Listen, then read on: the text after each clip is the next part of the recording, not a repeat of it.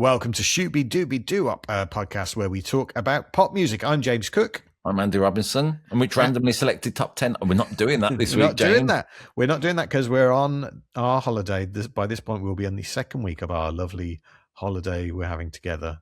I mean, in some ways, going on holiday means there's no podcasts out. But in this case, James, what we are doing is putting out one of our bonus tracks editions we do for our beloved Patreon members who chuck us a bit of money to keep this podcast going, where we talk about half a dozen records that never, ever made the top 10, and there's 3 in this section. Yeah, there'll be 3 in today's episode. There'll be 3 in the episode that comes out later this week, or depending on when you listen to it, they're already there. And these are songs from 1995. The glory days. our glory days. You remember that, our glory days, those 2 days in 1995 when we had glory. What a great weekend that was. So, yeah, feel free to have a look behind the curtain at what goes on in the Patreon. And if you want to join, go to patreon.com/shubipodcast. And in the meantime, enjoy these 3 records, or us talking about them, that never ever made the top 10. Down 6 places to number 36. Having peaked at number 16, it's Inbetweener by Sleeper. You chose this one, James. Yes, not only did I choose this, but Spotify chooses this for me all the time. Or is it one of them on Spotify for you? Yeah, it always goes, hey, this one, remember this one? It keeps playing it. It's like Our Lips Are Sealed by Funboy 3. It keeps playing me that as well. Okay. Well, you know, the algorithm and blues, as we like to say.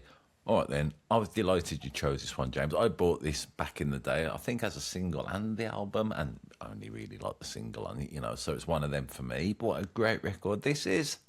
It is. It is, you know, quintessential Britpop. All right. Well, it is quintessential Britpop. So much that, in fact, the Enemy at the time came up with the name Sleeper Bloke for a type of man who was in a band that you don't really look at, you know. In this case, Louise Weiner sort of takes the attention. I mean, the 3 blokes in Sleeper did have T-shirts made that said Sleeper Bloke on them and would wear them to gigs. Yeah, right, it's good. So, you know, showing that they're a great laugh.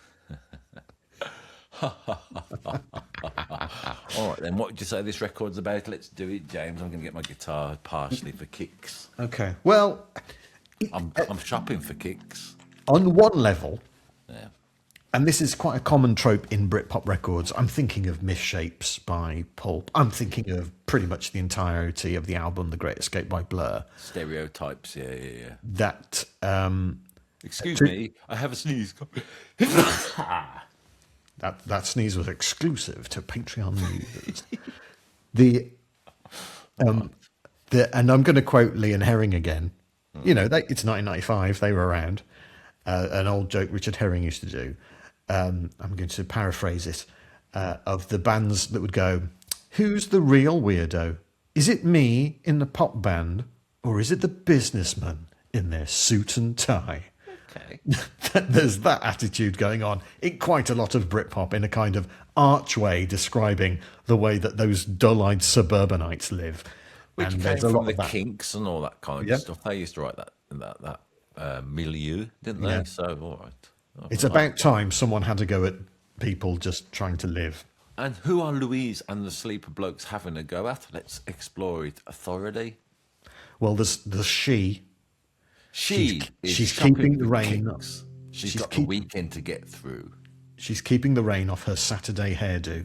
Then she stops for a coffee. She smiles at the waiter. Great line coming up. He winks at his friends and they laugh at her later. So there's something ridiculous about this woman. We don't know what it is.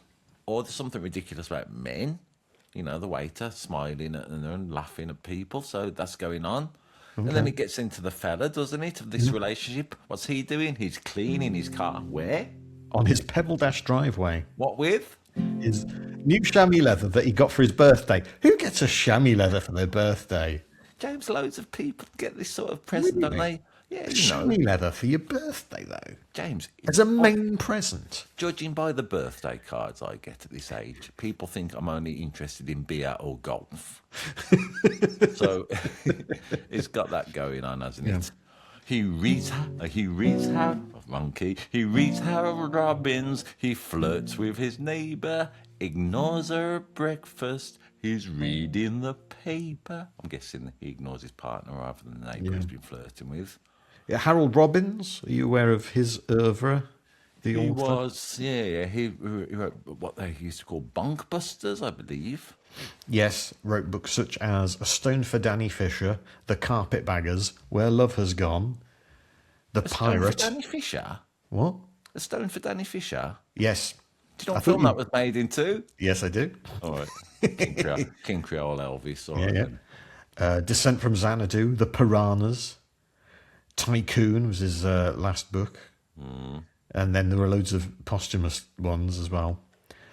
You know, he sold millions. He was a very incredibly popular author. And then they go on to say, he's not a prince, he's not a king, she's not a work of art or anything. Great line that is.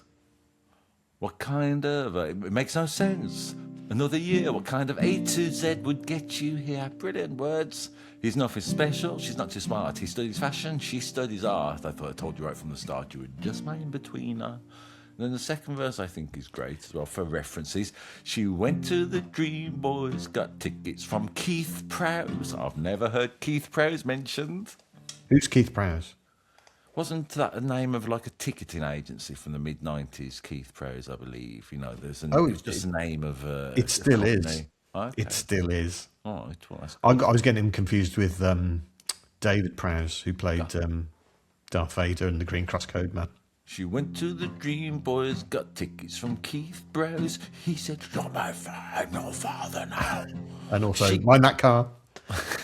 She cancelled his lifelong subscription to Penthouse. She goes round the corner. She sees Harry Conway. She says to herself that she'll leave him on Monday. A song about dissatisfaction in a relationship, or with the great title. I've never heard this phrase before. That you're an in-betweener. Notion that this relationship will just do for the moment. Yeah, it's about settling, isn't it? Yeah. The dangers of settling. Harry Conway, by the way, he's an Australian cricketer. Plays for South Australia. Okay. He has he has good bowling figures. Bowling average of 27.69 in first class cricket. But he was only 3 years old when this song comes out, so I don't think it's him. I don't think it's the same Harry Conway. No. He dreams of a roller. She dreams of a fast getaway. I think the lyrics, despite the the yin and yang of it all, the push and pull, the heads and tails, it sort of skews towards a woman a bit, doesn't it? This record, because there's a woman singing it. Yeah, there's loads of sort of implications that they're a middle-aged couple. Yeah. You know, the fact that she stops for a coffee and the waiters are laughing at her, and he's reading Harold Robinson cleaning his car with a chamois leather, and yet he studies fashion, she studies art, and you go, oh, this should be a common present tense. Present tense. They're students. Oh, I see. Why are they living such a suburbanite life? Yeah. I don't get it. I don't get why they study those things. Yeah, right. How pernickety. I liked it. Incredibly pernickety. It's about where people live and what they do in suburbia, and it's about unfulfilled dreams. According to Louise Werner. Weiner, I've always called her. My apologies if it's not that. According to Louise, this only gets to number 16, which stunned me. I would have been convinced this was a top 10. But apparently the record label didn't press enough copies. So the demand for the single was greater than the sales they could achieve because they couldn't stock it fast enough. Which means that, they used to have the midweeks. I've heard of them. So this is where halfway through the week, they have a good indication of what's selling well. It's like provisional sales figures. They were like way up the top of the chart in the midweeks, but all the record shops ran out of copies. So they sank down and only got to number 16. What a lack of foresight. Yep. Formerly called Surrender Dorothy. Oh, okay. It's a good job they changed their name. Where did they get the name Sleeper from? Woody Allen? Yep. It's the name of a Woody Allen movie. What other artists and bands are named after Woody Allen movies? Artists and bands? Yep. All right, then. There is a song called Manhattan, but it's not that one, is it? Yeah. Manhattan Transfer. They're named after the film Manhattan. All right, then. Hannah and her Swing Out Sisters. Yeah, or Hannah Montana and her Sisters of Mercy. Am I on the right track here? Yeah. All right, then. You get it. Okay. I've got loads, obviously. Last Train to Cairo from Madness. Night Boat of whatever that Woody Allen film was. What? Something like Cairo he made a film about, Did he? didn't he? Yeah. Okay, I don't know. Give me a clue. Give me the title of the film and I'll tell you the pop link. No, I'll just tell you what I've got. No. Let's play the game. No, because I'm pleased with what I've got. All right, if you please. It's, of course, Annie Hall Notes. Alvin Stardust Memories. Right. Radiohead Days. Right. Crimes and Miss Dynamite. Pretty good. The Shadows and Fog. Deconstructing Harry Styles. The Sweet and Lowdown. Okay. And everything you always wanted to know about S Express, but were afraid to ask.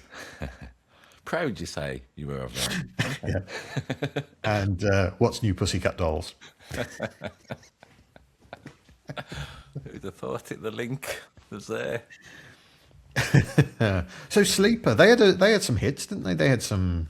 I remember songs What out. Do I Do Now? That's a great song. Yeah, they had 2 top 10 remember. hits. Go on, yeah, so that must have been a top 10. What Do I Do Now? I can't remember which of the 2 are.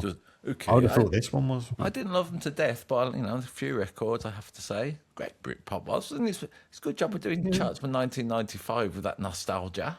Yeah. Which video? Yeah, in a supermarket. Featuring whom? Dale Winton Dale Winton's there. from isn't it, for some Supermarket reason? Sweep. Don't Beloved quite of students because he was on the telly in the morning when we used to watch it. Well, you mentioned the student relationship, so maybe that's why they got such an obsession with Dale Winton. There was a thing, though, Britpop bands having videos set in supermarkets. Yeah. Because Pulp did it, obviously, with Common People. Yeah. Radiohead did it with Fake Plastic Trees, I think. Did they? Yeah, in a kind of, God, look at these idiots going to supermarkets. Not like us, we're in a cool band. There was that whole thing to Britpop, wasn't there? Slightly snidey. Look at you doing jobs. Yeah, there's a lot of what Bob Dylan used to call finger pointing songs, wasn't there? Yeah. A lot of accusations about the squares, really. I liked it. I went to see a Britpop play the other day, James, called The Battle. It's very Oh, odd wow. it was to see the Oasis Blur shenanigans from 1995 itself, Yeah, wasn't it? later that year. But seeing that in a theatre with everyone pretending to be that and all the audience sort of dressed up in 90s, it made it such a strange experience to experience the 90s as someone who was young enough to enjoy them and be there, to see it as a bloody theatre piece 30 years Yeah, later. sold back to you. Where was that, in Birmingham? Yes. Oh, it could just be that that's how people dress. Every chance. So Louise Weiner, we spoke of, she has gone on to write 4 novels, a bit like Harold Robbins, including not including, and additionally a memoir. Okay. And she's done like radio presenting. Her husband, Andy McClure, the drummer, who ran punk rock karaoke with Steve Lamacq. On guitar, John Stewart, not that one. Mm-hmm. He's now a lecturer in popular culture and music history at an educational establishment in Brighton. And the bassist, Deed Osman, who would go on to work in the record industry. It's good to know sleeper blokes got sleeper professions after Yeah. yeah. They wouldn't got sleeper jobs, so they could afford to pay their sleeper rent.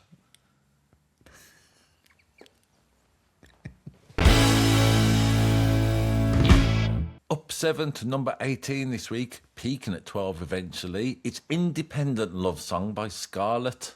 It's a striking record, this one, I believed. I sort of vaguely remembered it. I was pleased to get back in touch with it this week. Yeah. I mean, you might say this is another boring love song. Not my words, the words of Scarlett in the song, an independent love song. What makes it an independent love song, do you think? I think the hook and the refrain, if you like, whatever she's singing, it's in F. Whatever it is. And then she's going in, I'm doing it a different way. I'm doing it a different way. Whatever it is she's about to do, Scarlett, it's going to be different. And I guess from the rest of the lyrics, What would be the difference about it? I'll show you how to take me, go down, go down. I'll show you how to turn me right on, right on. I'll show you how to touch me. So I suppose Scarlet is encouraging her lover by expressing herself. Is that an Yeah. independence? Is that doing it a different way? Good hell. As someone, I'm not even going to do that joke. Go on. As someone who rarely asks for consent, I don't know. Oh, God, blimey. I don't mean it, James. Blimey. She did sing in the second verse or third verse. Now it's fine that many men will look my way, and I'll let them take me home and let them show me the way. And sure, I'll like a few, but I'll leave the rest to play. Yeah. She's It's putting not it a about song- a bit. Yeah, it's not a song that's in the usual pop thing. Oh, I love you, you love me. Don't make me happy. She's going it alone, Scarlet. Yeah. She's going, I'm gonna get me some. Because I'm an independent woman. And it's the 90s. Yeah. And then 30 years later, we end up where I don't even know why I'm saying that. So I was trying to be all moralistic for some reason. You know how I mentioned that Sleeper's original name were Surrender Dorothy? And we kind of moved right on because that's a terrible, terrible name for a band. The original name of Scarlet is even worse. Go on. They were originally called Cheap Day Return. All right. I'm doing And it that a is- different way. Yeah, and that was when there were 3 of them because they included a flautist. But you know what they say? If you've got it, flautist. Scarlet are Cheryl Parker and Joe Yule from Hull, who are also 2 of your mum's friends. Of course. I'm jealous you've got all the mom's jokes references in this week. You got to get them in there quick. Had to be quick with them, haven't you? Quick. So I don't know. I mean, it's all right. It sounds mid-90s. It sounds what it is. It's got, if you fall, what's a good word for it? If you fall sucker to this record, you could believe it's an independent love song. It's got a spirit, hasn't it? When she's singing in the chorus, I'll show you how to take me, etc. Yeah. I remember as a 17-year-old thinking, Yeah, he liked it. You liked it. Well, okay. Yeah. All right then. It's got a sexiness, this record. Yeah. Cheryl said, you could say our songs are musical conversations. 9 times out of 10, they evolve from something we've been talking about. Someone said to us recently, you'll always be all right as long as you can write good songs. But we know we'll be all right as long as we can have a good conversation. They split after they were dropped by their record label after the second album did nothing. Hard to find out what they're up to now. In 2020, Joe was the chief executive of a charity. Oh, yes. Cheryl Parker has a very common name. This song produced by Status Quo producer Mike Paxman. Was it? Yep. Okay. And it does kind of sound like Status Quo. It's the kind of thing that Status Quo would sing, isn't it? Do you think? No. I'll show you how to take me, go down, down, deeper and down. Yeah. And Paul Muggleton, who is the husband of Judy Duke.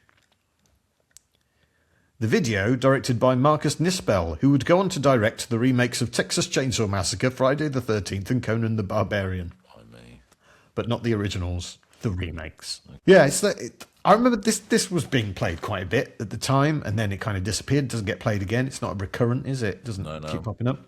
it rang dim and distant bells, I have to say, but I would Yeah. never have named it. Is that a good thing? Yeah, I mean, I don't want to just be talking about, I remember this, we don't. I mean, I'd absolutely recommend just to go and have a listen to it because it's got a certain something to it, hasn't it? Yeah, it's very dramatic, Yeah. isn't it? It's very epic in its production. It's got the strings come in and the big chorus. In another parallel universe, everyone would know this song and it'd be a classic, but here we are in the dark web discussing records and Again, this is not the dark web. It's the dark web. Patreon is not the dark web. Dark web, for God's sake. I've learned the dark web because I was watching a film the other day where they both gone the dark web, and it's for stuff that you can't really get commonly. You have to chuck money at it to keep it going. I mean, that describes our Patreon a bit, doesn't it? All right, fine. Down 21 places to number 37, having peaked at number 14. It's Protection by Massive Attack featuring Tracey Thorn. A classic, I'm going to say, early doors, James. You chose this one. I'm grateful. I would have picked it if I'd had first dibs. I'm delighted that you like this because I remember when I picked Massive Attack before and you weren't keen. Okay, all right then. Well, you know So, what I'm like. I I judge every piece of art on its own terms. I adore this record. It sounds incredible. I think the choices it makes, the way it builds, the way all the elements seem to work together to create a sort of consistent tone. I know I'm sorry for sounding like a wanker, but I was trying to work out what is it that keeps me coming back to this song. It's got that propulsive sort of bass that's like a heartbeat that keeps it going, which is quite a common thing in Massive Attack. Generally, they tend to start with something like that and then build. I mean, it's so unusual. If you don't mind me joining in, James, it goes. She's going. This girl I know needs some shelter. She don't believe anyone can help her. It goes to a minor, so that's weird, and then back to doing so much harm, doing so much damage. Don't get involved. You can tell she manages. Then back to a minor. You can't change the way she feels. So that's odd. But you could put your arms around her down, and then resolves.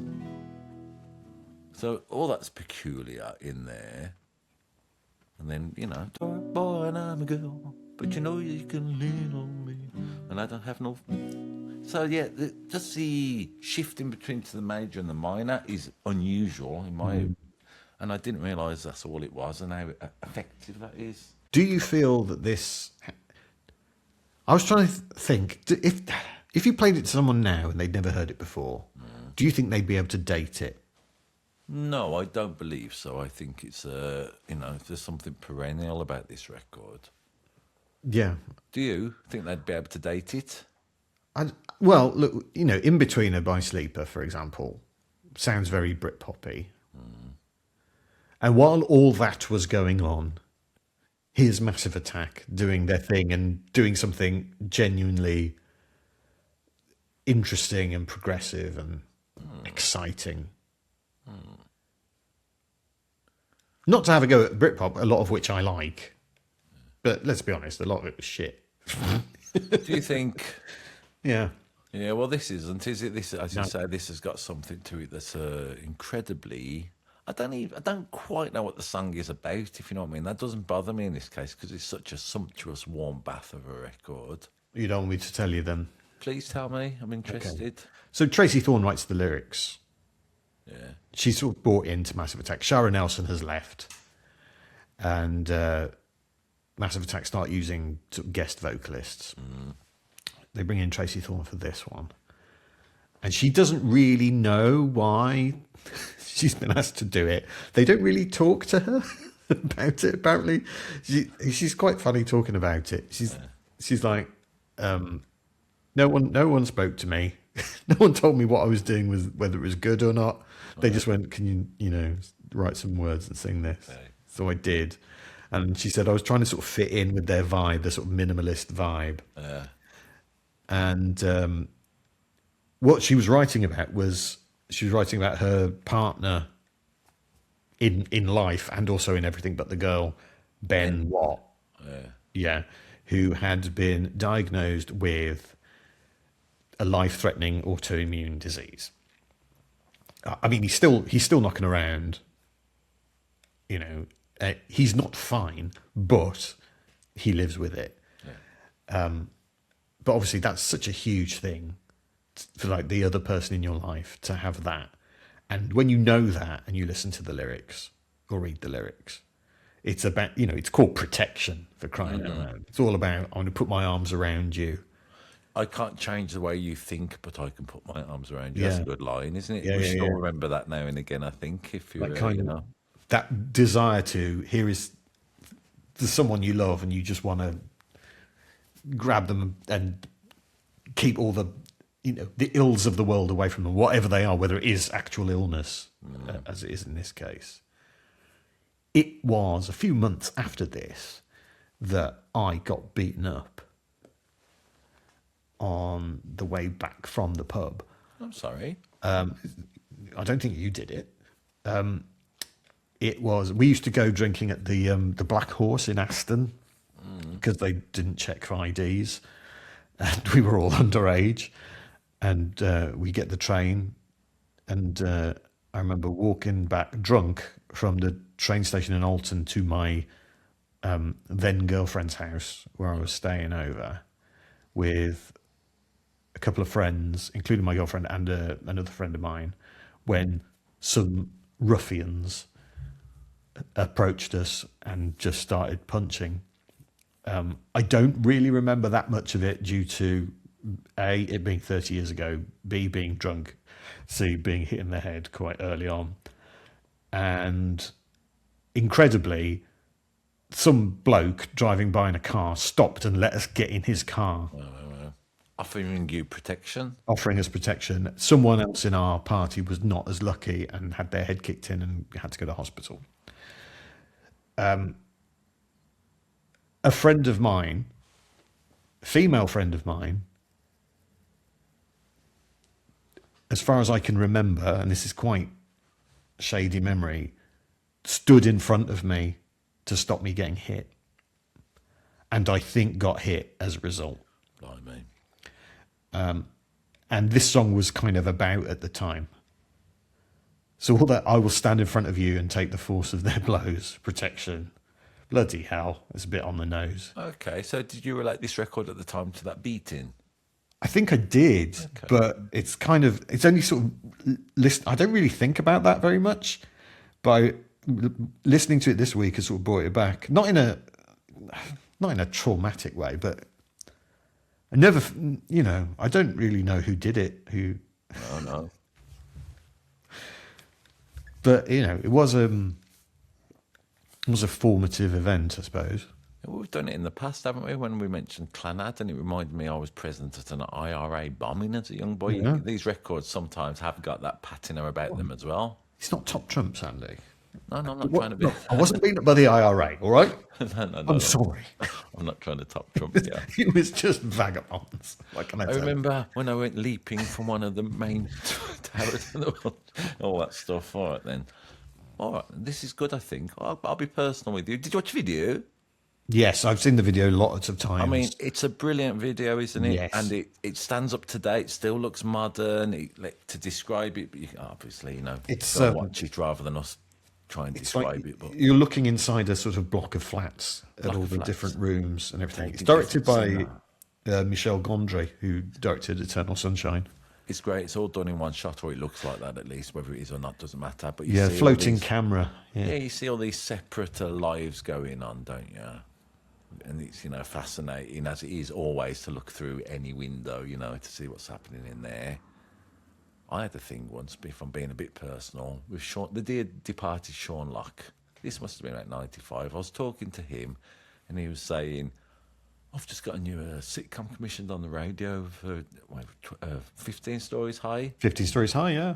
And then he was saying, it's really good, because what we're going to do is just put a camera, it's a block of flats, and we're just going to put it into different flats all the time and see what's going on.